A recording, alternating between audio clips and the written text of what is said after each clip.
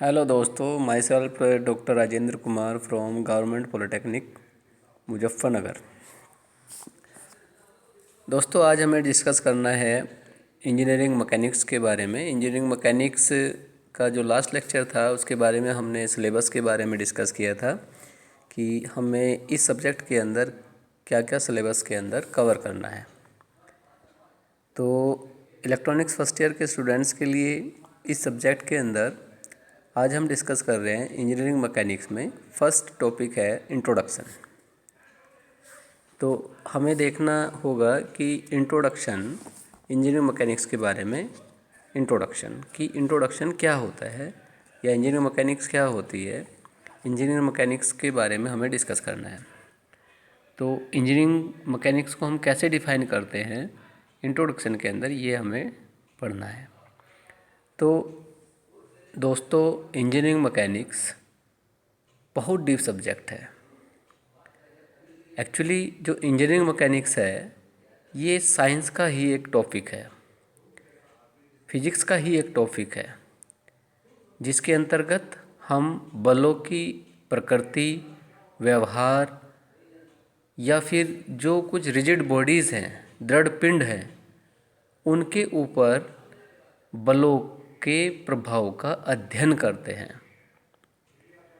इस टॉपिक के अंदर इंजीनियरिंग मैकेनिक्स सब्जेक्ट के अंदर हम क्या डिस्कस करते हैं, अलग अलग तरह के बलों और उन बलों के द्वारा किसी भी बॉडी के ऊपर क्या प्रभाव पड़ता है, इसके बारे में हमें डिस्कस करना है। यही हमें इसके अंदर स्टडी करना है। तो engineering mechanics is a subject in which we study the forces, behavior of the forces, nature of the forces, and we discuss the study of the effect of the forces on the body. Okay, so this is engineering mechanics.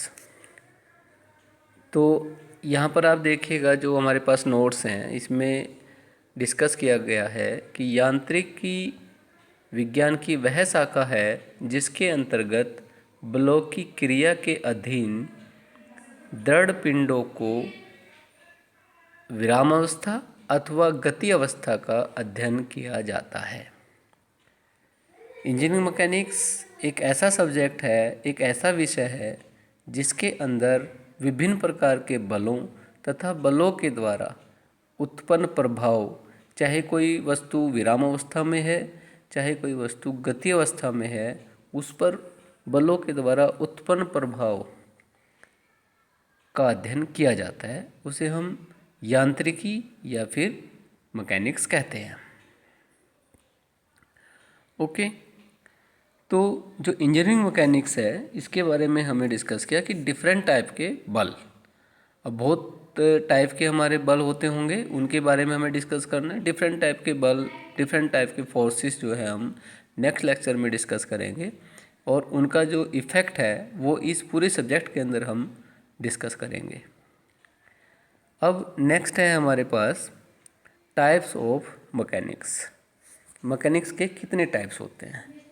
Basically जो engineering mechanics है it categorise in two type. One is static and second is dynamic. One is static and second is dynamic. Dynamic category can also be divided in two category. One is kinematic and other is kinetic. One is kinematic and another is kinetic. ये जिसको हम कह सकते हैं शुद्ध गति विज्ञान और बल गति विज्ञान। तो जो टाइप्स ऑफ मैकेनिक्स है, दो प्रकार का मैकेनिक्स को डिवाइड किया जाता है। एक है स्टैटिक और दूसरा है डायनेमिक गति विज्ञान। गति विज्ञान को फिर हम दो प्रकार से डिवाइड कर सकते हैं, या नंबर एक शुद्ध गति विज्ञान और नंबर दो बल गति विज्ञान, काइनेमेटिक एंड काइनेटिक। तो हम फर्स्ट स्टडी करते हैं कि स्टैटिक मैकेनिक्स क्या होता है। स्टैटिक्स का मतलब क्या होता है? वर्ड से हमें पता चल रहा है स्टैटिक का मतलब विराम अवस्था, rest, mean the study of the forces when the body is static. जब हम किन्हीं बलों का बॉडी के ऊपर प्रभाव ज्ञात करते हैं, जबकि जो बॉडी है वो स्टैटिक है, वो रेस्ट अवस्था में है, तो उस स्थिति को हम स्टैटिक स्थिति कहते हैं। ओके, मतलब कि स्टैटिक शब्द का मतलब ही क्या होता है? विराम अवस्था। तो इसके अंतर्गत हम कोई भी वस्तु हो, जब वो विराम अवस्था में होती है और उसके ऊपर लगाए गए बलों के द्वारा जो प्रभाव उत्पन्न होता है, जब हम उनका अध्ययन करते हैं तो उसको हम स्टैटिक या स्थितिकी मैकेनिक्स कहते हैं। दूसरा है हमारे पास डायनेमिक, गति विज्ञान। डायनेमिक का मतलब क्या होता है? डायनेमिक हम सब समझ रहे हैं, डायनेमिक से मतलब मूविंग, मूवेबल, जब कोई वस्तु मूव कर रही होती है। It is a branch of science in which we study the dynamic motion of the body and the effect of the forces on the dynamic body. This is known as dynamic mechanics. ये वह शाखा है, विज्ञान की वह शाखा है, जब कोई वस्तु गतिमान अवस्था में होती है और उस वस्तु के ऊपर विभिन्न प्रकार के बलों के प्रभाव का अध्ययन किया जाता है। उस मैकेनिक्स को, उस यांत्रिकी को हम गति विज्ञान या डायनेमिकी कहते हैं। क्लियर हो गया है? जैसे पानी बह रहा है, उसके ऊपर हमें स्टडी करना है, या कोई वस्तु गतिमान अवस्था में है, उसके ऊपर बलों का प्रभाव हमें ज्ञात करना है, तो उस स्थिति को हम क्या कहते हैं? गति विज्ञान। ओके, अब गति विज्ञान को भी दो प्रकार से डिवाइड किया गया है। डायनेमिक मैकेनिक्स को भी 2 टाइप्स में कैटेगराइज किया गया है। एक है आपके पास काइनेमेटिक और दूसरा है हमारे पास काइनेटिक। तो काइनेमेटिक का मतलब क्या होता है और काइनेटिक का मतलब क्या होता है, इसके बारे में हमें डिस्कस करना है। तो क्या होता है काइनेमेटिक का मतलब? काइनेमेटिक का मतलब होता है कि इसके अंतर्गत केवल वस्तु की गति के विषय में ही अध्ययन किया जाता है, गति उत्पन्न करने वाले बलों पर विचार नहीं किया जाता है। काइनेमेटिक क्या होता है?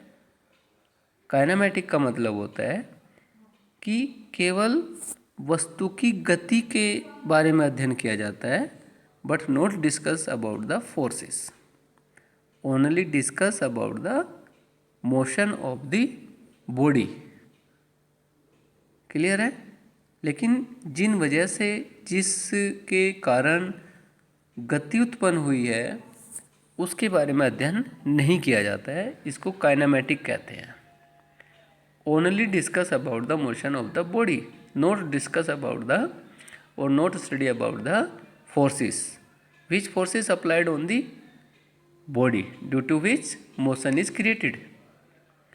सो this mechanics is known as kinematic. Okay, and next is kinetic. Kinetic mechanics क्या होता है? गति विज्ञान क्या होता है? इसके अंतर्गत केवल वस्तु की गति के विषय में ही अध्ययन किया जाता है, गति उत्पन्न करने वाले जो कारक हैं उनके बारे में भी विचार किया जाता है। तो इसका मतलब क्या हुआ कि जिस वस्तु की गति है, और गति किसकी वजह से हुई है? बलों की वजह से हुई है। तो गति की, वस्तु की गति के साथ साथ बलों का भी अध्ययन किया जाता है। इसको हम क्या कहते हैं? काइनेटिक। मीन क्या मतलब हुआ इसका? कि फोर्स के साथ साथ, मोशन के साथ साथ फोर्स का भी अध्ययन किया जाता है। इसको हम क्या कहते हैं? काइनेटिक। इस विज्ञान के अंतर्गत पिंड की गति के साथ साथ गति उत्पन्न करने वाले कारकों या बल एवं मास संहिता को भी विचार करते हैं। इस विज्ञान को या इस मैकेनिक्स को काइनेटिक मैकेनिक्स कहते हैं। क्लियर है? In this study kinetic study the study about the motion with forces. Okay, and next is utility of the mechanics.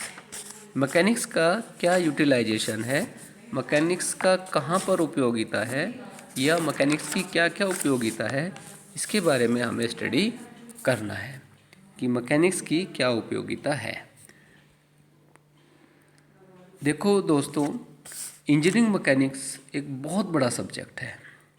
Engineering mechanics बहुत ज़्यादा महत्व रखता है।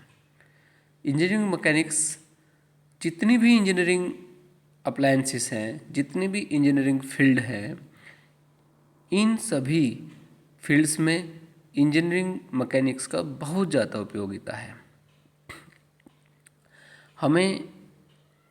हम जानते हैं कि कोई भी इंजीनियर होता है, हमेशा इंजीनियर मानव जाति की सुख सुविधाओं के लिए वस्तुएं बनाता है, सुख सुविधाओं के लिए मशीनों का निर्माण करता है। तो जितने भी इंजीनियर्स हैं, engineers always work to get objectives for the human being. Okay, so जो इंजीनियर है वो हमेशा मानव जाति की सुख सुविधाओं के लिए ही कार्य करता है और उसी के लिए वस्तुएं या नई मशीनों का निर्माण करता है, जिससे मानव को सुख सुविधाएं मिल जाएं और उसको आराम की ज़िंदगी चले, जिससे उसको किसी तरह की कोई परेशानी ना हो।